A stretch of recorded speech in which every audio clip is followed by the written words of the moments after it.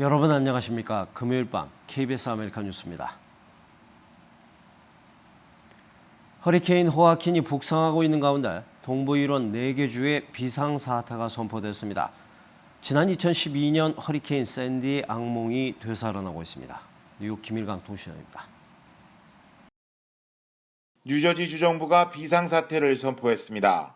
태풍 호아킨이 예상 세력보다 강한 카테고리 4, 즉 시속 130마일로 북상하고 있기 때문입니다. I've signed an executive order declaring a state of emergency in New Jersey as of this morning, giving our emergency management folks the tools they're going to need to ensure a speedy and an orderly response. 비상사태는 뉴저지뿐만 아니라 메릴랜드, 버지니아, 노스캐롤라이나주도 선포된 상황. 특히 지난 2012년 샌디의 직접 피해를 본 뉴저지 주민들은 이번 태풍에 더욱 민감한 반응입니다. Yeah, the whole basement flooded out and the first floor of the casino pier, and we were in the front of it, so we lost anything that was down in the basement, safes, freezers, whatever's there. 주민들은 피해를 최소화하기 위한 나름의 대책을 마련 중입니다.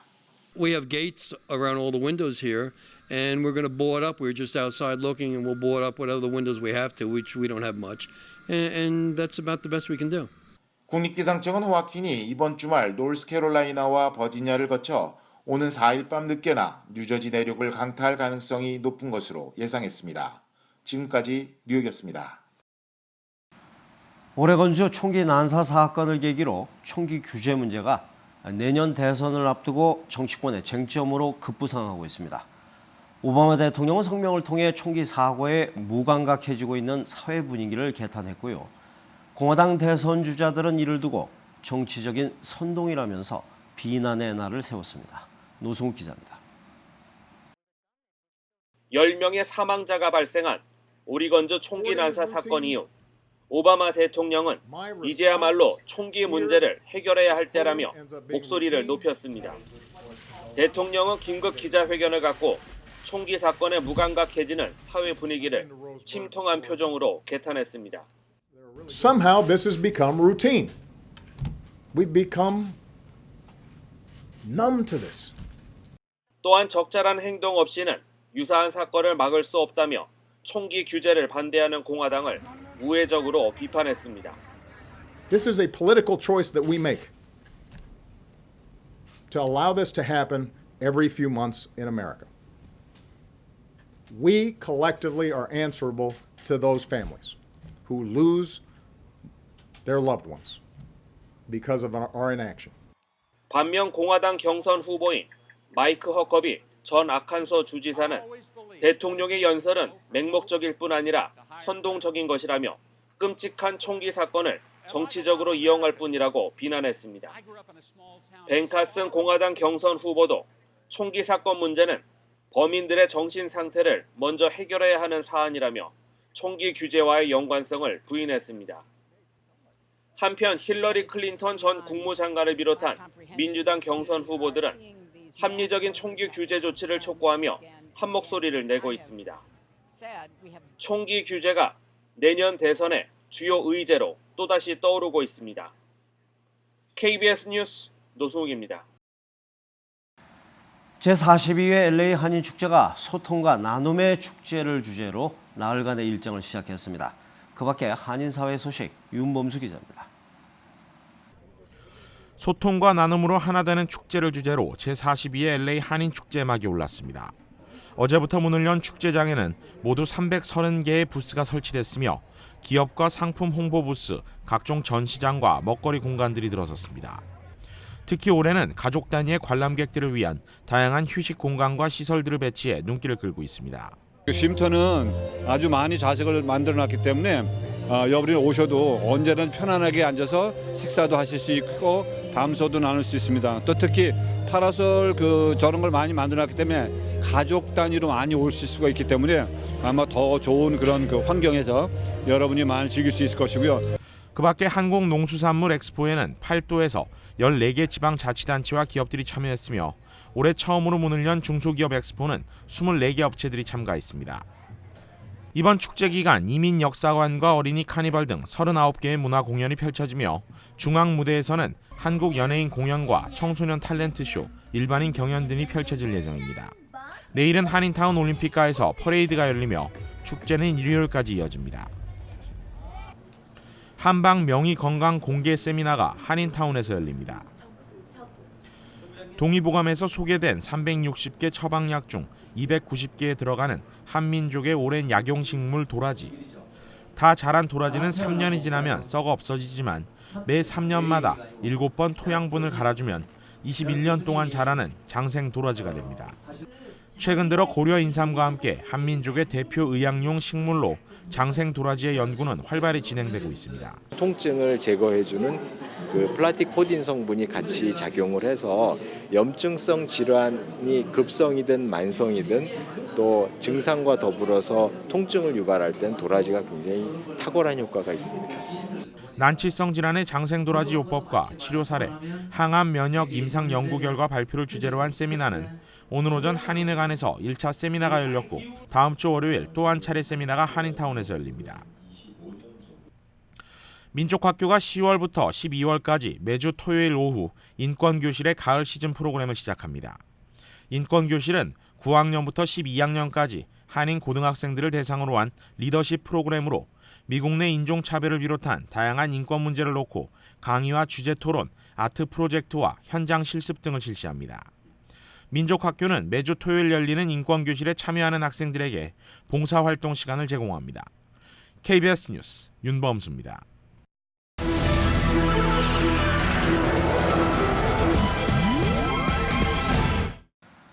오레곤주 대학 총격 사건을 수사 중인 경찰은 다량의 무기를 수거하고 범행 동기를 캐는 데 주력하고 있습니다. 총탄을 맞으면서도 범인을 막아섰던 30대 남성은 영웅으로 떠오르고 있습니다. 김원주 특파원입니다. 범행 현장과 범인의 자택을 수색한 경찰은 총기와 탄약 등 상당량의 무기를 수거했습니다. Out of those 13 weapons we currently have in custody, 6 were recovered at the school, 7 were recovered at the shooter's residence. 범인 머서가 더 많이 죽일수록 더 유명해진다는 글을 인터넷에 올렸고 기독교도들만을 겨냥해 범행했다는 목격담도 나왔습니다. 하지만 경찰은 범행 동기와 관련해 아직 이렇다 할 수사 결과는 내놓지 않고 있습니다. 범인의 가족들은 믿을 수 없는 일이라며 말을 아꼈습니다. Shocked is all I can say. Okay. Sir, did he ever thank you. I don't want to answer any questions if you don't mind. 범인을 포함한 10명 외에 추가 사망자는 없지만 몇몇 부상자는 여전히 중태입니다. 부상자 가운데 여러 발의 총탄을 맞고도 범인과 맞선 30대 남성은 영웅으로 떠오르고 있습니다.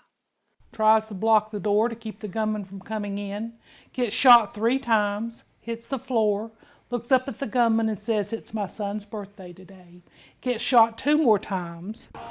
CNN 방송은 지난 2004년부터 2013년까지 10년 동안 미국의 총기 사고 사망자는 31만 6천여 명으로 테러 희생자 313명의 1000배가 넘는다고 보도했습니다.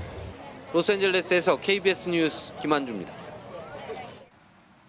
이달 중순으로 예정된 한미 정상회담에서 한국이 동북아 평화를 위한 개척자 역할을 자임해야 한다고 미 전문가들이 조언했습니다. 다음 주 북한 노동당 창건 기념일에 핵실험이나 미사일 발사 등 도발 가능성은 낮아 보인다는 예측도 나왔습니다. 워싱턴 이주환 특파원입니다. 우리 정부의 동북아 평화협력 구상 실현을 위한 구체적인 방안을 모색하는 자리. 미 전문가들은 한결같이 한국의 주도적인 역할을 주문했습니다. 커트 캠벨 전 미 국무부 차관보는 미국의 아시아 중심 정책에 맞춰 혈맹인 한국의 역할은 필수 불가결하다고 강조했습니다. And I think we need to recognize that again that leadership role of South Korea is indispensable.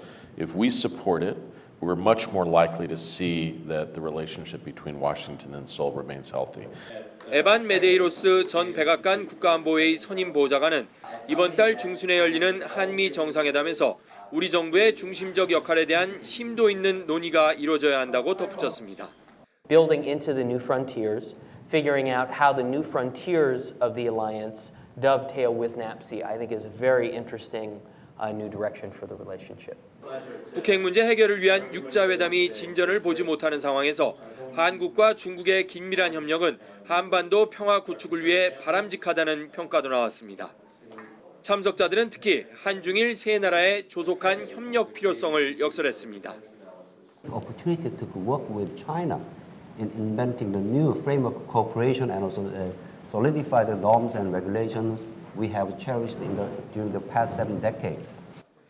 미 한반도 전문가들은 또 다음 주에 있을 북한 노동당 창건 기념일 행사에서 도발 가능성은 현재로서 낮아 보인다고 예측했습니다. 워싱턴에서 KBS 뉴스 이주환입니다. 폭스바겐 그룹의 배출가스 조작 파문과 관련해서 유럽 각국의 수사와 판매 중단 조처가 잇따르고 있습니다. 베를린 이민우 특파원입니다. 독일 정부는 현재로선 폭스바겐만이 배출가스 검사 결과 조작과 관련이 있다고 밝혔습니다. 다른 독일 자동차 회사가 조작 파문과 연루됐다는 정황을 포착하지 못했다는 것입니다. Hinweise auf andere Fahrzeughersteller haben wir derzeit nicht. 이런 가운데 프랑스 검찰이 폭스바겐 조작 파문에 대한 예비 조사에 착수했습니다.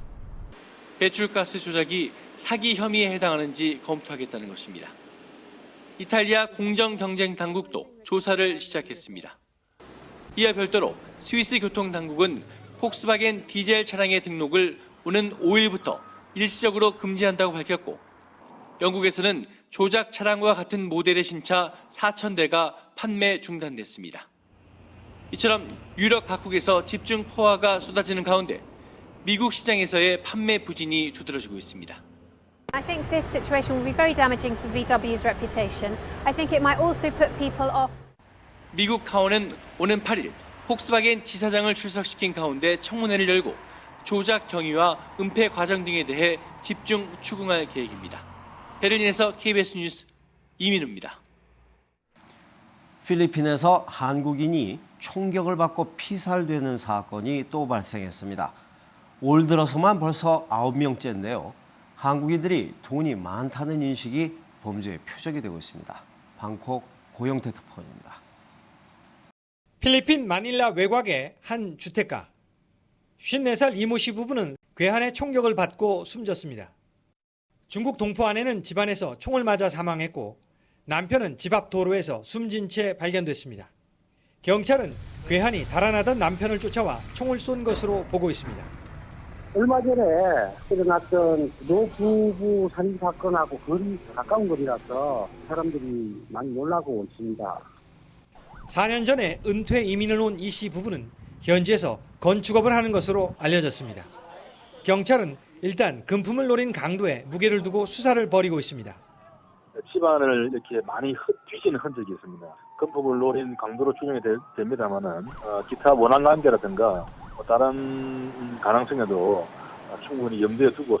지난달 중순에도 60대 교민 사업가가 총격을 받고 숨지는 등 지난 3달 동안 매달 한국인 총격 사건이 이어지고 있습니다. 올 들어 피살된 한국인은 9명. 한국인이 돈이 많다는 인식에 범죄의 표적이 되고 있습니다. 지난달 외교부가 현지 안전 점검을 벌였지만 또다시 총격 사건이 벌어지며 더 강력한 안전 대책이 필요하다는 지적이 나오고 있습니다. 방콕에서 KBS 뉴스 고영태입니다. 미국의 기준금리 인상 시기가 지연될 것이란 호재에 상승했습니다. 원달러 환율은 1,183원입니다.